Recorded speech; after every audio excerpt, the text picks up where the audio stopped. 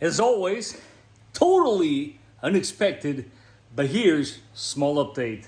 Sometimes, like the old saying goes, you gotta do what you gotta do. So here's the deal.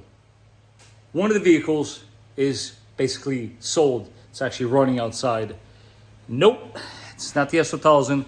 I think you guys know that this little convertible here is probably never gonna leave my ownership. And that is a fact. What else is there? Well, there's a 4Runner, which is this guy. That's not going anywhere. So yes, FJ Cruiser is sold. It is getting picked up tomorrow. But let me show you guys where the mileage is at. And now she sits. Just a small little goodbye.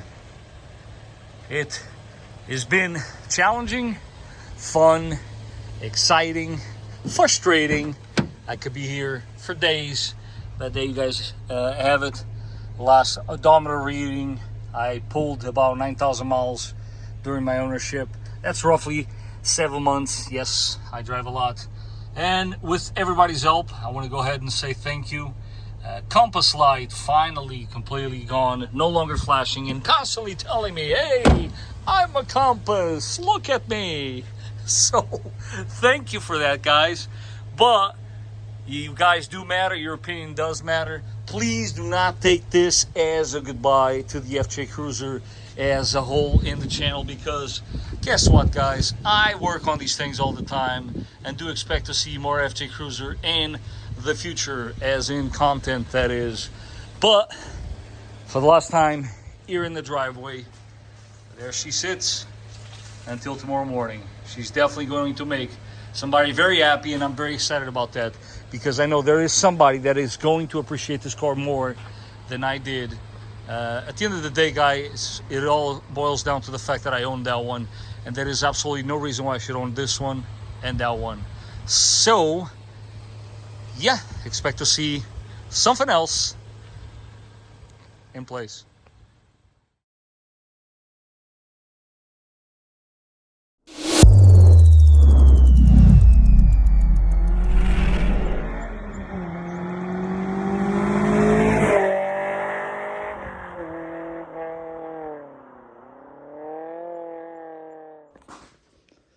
We're going to start today's episode a little unorthodox. As you guys can see, we have the plates now on the wall for now.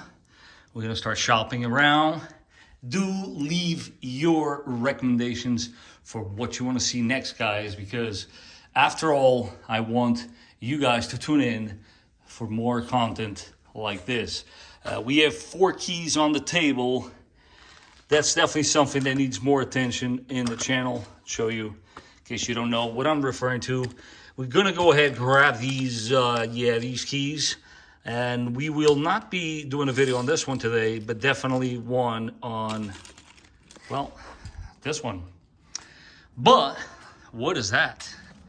No, I did not buy a Kia, so I'm gonna go ahead and put you guys out of your misery. No, this is not the next project for the channel, but I figure I show you a little bit. Actually, never mind, we don't care.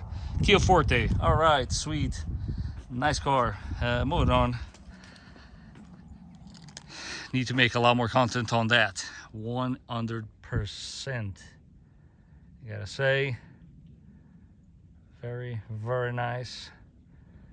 Although the leaves are all disappearing. Wah, wah, wah. All right, guys, we are doing an oil change on the RAV4. Why am I showing you this? Well, why not? You may actually learn a thing or two. Ladies and gentlemen, welcome back to the channel. This is the Vikings garage. No, we are not touching that Kia. We will be doing an oil change on my wife's RAV4. So, if you want to learn a thing or two about changing your oil on your RAV4, it actually doesn't take much. So, I think in less than 10 minutes, we should all accomplish that. As far as the ingredients needed for today's task, this is all you're going to need. You're going to want to get an entire case. You're going to use most of it. 4.8 quarts is your magic number. Always, when possible, try to use an engine oil filter from Toyota. If you don't have one, then by all means grab a different brand, which is clearly what I did here with this engine air filter. All joking aside, guys, I always try to stick to the recommended parts by the manufacturer, but sometimes it's okay to go a different route. Obviously, I would recommend the funnel. I'm going to be using gloves, although my hands are already dirty, and I would have been using this if I hadn't forgotten all of the tools at work. So a little teaser there, but that's coming. And as far as tools, well, there's not a whole lot needed. You're gonna need a 14, or in this case, look at that, we got two 14s. This is like that 10mm dilemma, although it has nothing to do with it because we have two of them here that made absolutely no sense. And you are not going to be using that guy, you're gonna be using this guy. And I will, of course, when needed, leave you guys with the links in the description down below.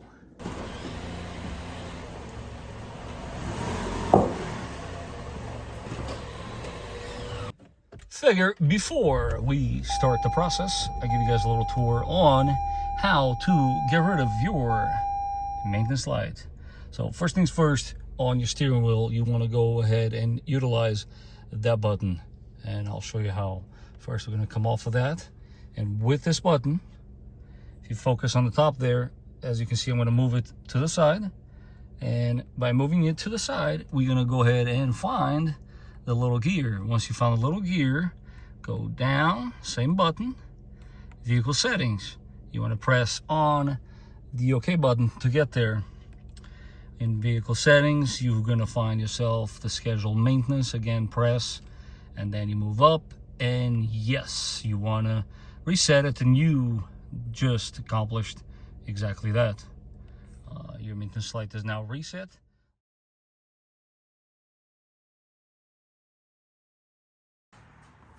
I'm going to go ahead and tell you guys in a second what's wrong with that picture. This is a perfect example why you should always compare your parts. But on to the important stuff. Let's go ahead and take this air box apart so we can retrieve the filter, because at the end of the day, I'm still going to show you guys how to change your engine air filter. All right, so on your RAV4 here, you got some tabs. So you want to go ahead, undo these tabs.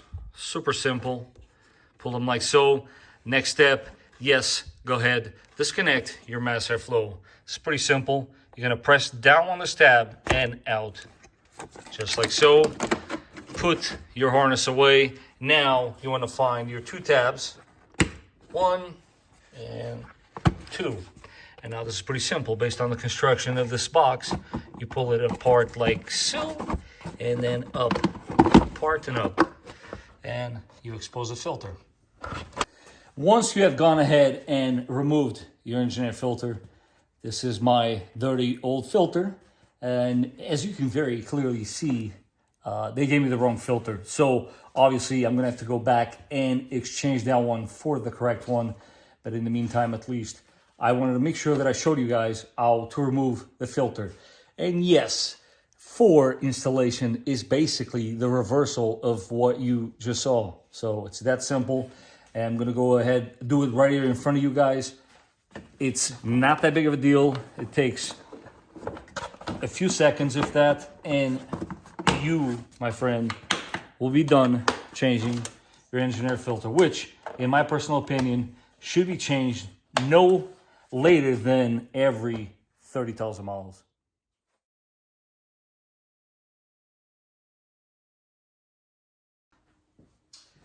And this is when I jump from behind that RAV4 with one very, very essential tool. Yes, guys, grab yourself a oil, drain, tray, bucket, reservoir, device for collecting oil. Now, by all means, guys, feel free to start the oil debacle in the comment section down below, but at the end of the day, I personally stick to what the manufacturer tells me. I'm just personally trying to increase the life of this engine. So, being that I work out, I was able to crack this loose. This is what you should do as well. I don't always take the dipstick all the way out because this way it prevents it from falling into the abyss, you know, where things never reappear. But by doing so, you will allow for that oil to flow out of the engine a little faster.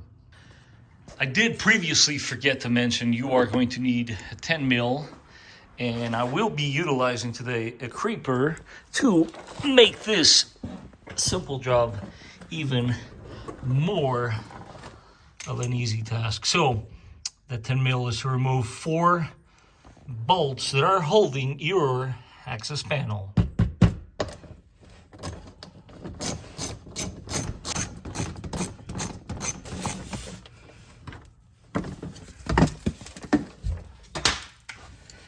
So now is when your 14 millimeter will come into play.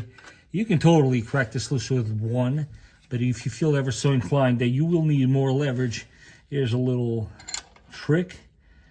You can shove another wrench in the back, and as always, righty tighty, lefty loosey, 1, 2, and then 3.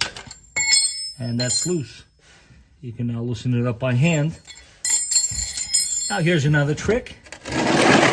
You would normally leave the tray like so, directly below. But here's the deal. When that oil comes shooting, it's going to come out at an angle because it has a bit of pressure. So do yourself a favor and, you know, just a tiny bit. I like to do my very best to grab this drain plug instead of letting it drop on the pan, because then you are going to be doing some fishing. So there's that.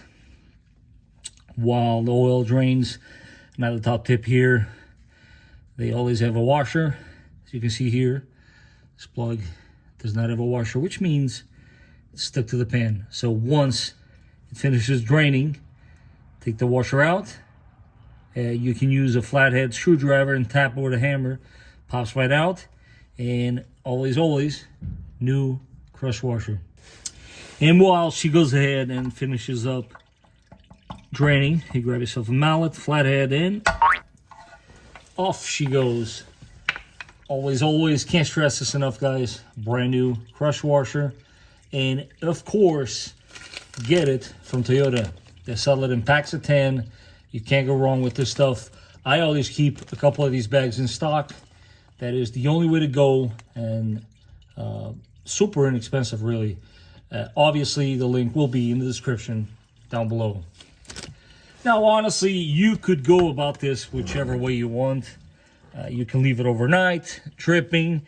You can leave it a couple hours. I left it long enough.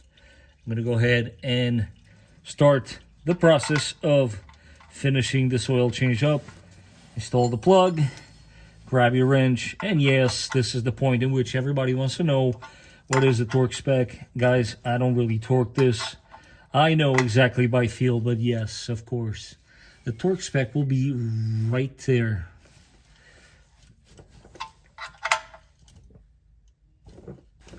Once she's all torqued up, go ahead, clean the area, of course, with the rag.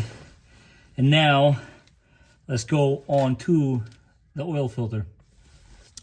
Now, as far as your oil filter, guys, it's pretty simple.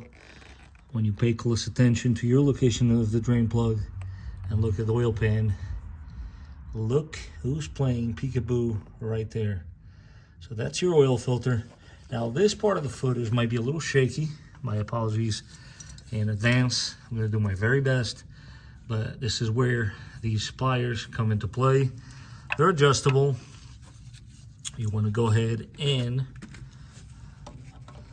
grab the filter like so, more or less like that, and you want to, of course, spin it in this fashion.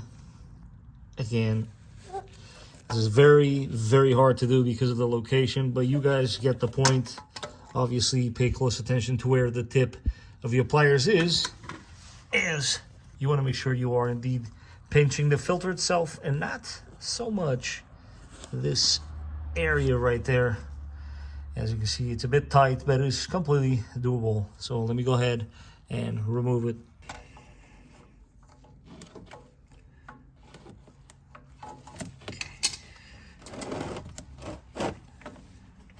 It'll get messy, so be aware of that. Let it do its thing, and once it starts dripping, go ahead and remove it.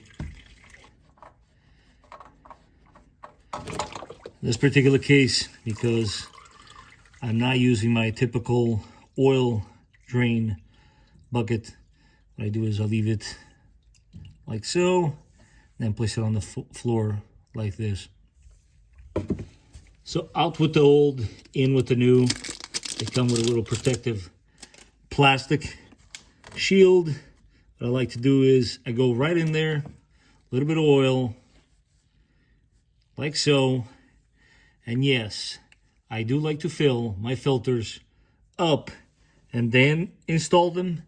This particular case, because of the location of the filter, when you do go to install them, which is this orientation, the oil will drip out of it. So I'm not going to do that on this particular circumstance, but it is always very smart, whenever possible, to do so. And again, I give you all the torque specs you want, guys. This is pretty straightforward. Use your common sense. That's it. Stop spinning. You're good to go. She's ready to be filled up. Now, at this point, I could have obviously used the funnel I mentioned in the beginning, but I think you guys see a problem with this picture. I think this, for what I have on hand, is a better option. I will, of course, leave you guys a link in the description down below for the correct funnel for a Toyota. But let's face it, I think this one will be sufficient. So as far as dumping the oil back in, kind of important. This is how I do it. Guys, these bottles in the back of them have a bit of a skill there that is very key for the next step. So as I'm sure you remember, it takes 4.8 quarts. I told you guys that in the beginning. So what I do is very simple. Open the very first one, and ever so gently, so we don't make a bit of a mess, we start pouring it, more or less leaving a quarter of the contents in the bottle. And you can do as I am showing you here every so often. See where you're at. Magic number here is 200. So if you leave that line at 200, that means you just poured 0.8. We're getting there. And that's it. Hopefully that picks up on camera. So now you know you got 0.8. And what do you got to put back in? 4. Look at that. We're doing math together. Obviously going to speed this up because you guys don't want to be bored with that.